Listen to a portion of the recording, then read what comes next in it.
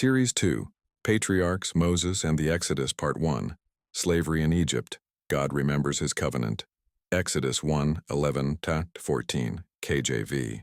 Therefore they did set over them taskmasters to afflict them with their burdens. And they built for Pharaoh treasure cities, Pithom and Ramses. But the more they afflicted them, the more they multiplied and grew, and they were grieved because of the children of Israel. And the Egyptians made the children of Israel to serve with rigor. And they made their lives bitter with hard bondage, in mortar and in brick, and in all manner of service in the field. All their service wherein they made them serve was with rigor. When Joseph brought his family into Egypt, they came as honored guests and were given the land of Goshen.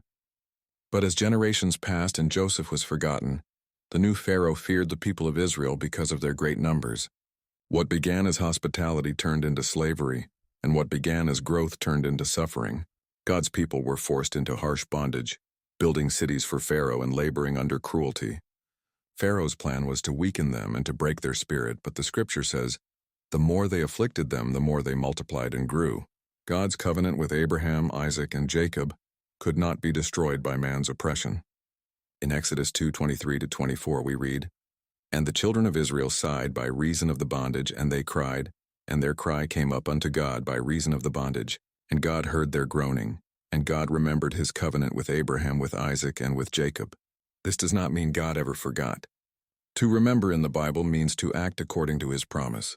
In their darkest hour, God prepared to raise up a deliverer, Moses, to bring his people out with a mighty hand. The lesson for us is clear. Though the world may oppress and though trials may seem long, God's promises cannot fail. Affliction often becomes the soil in which God's plan grows. Israel's suffering prepared the way for redemption, just as the cross preceded resurrection. God always remembers his covenant people, who we are.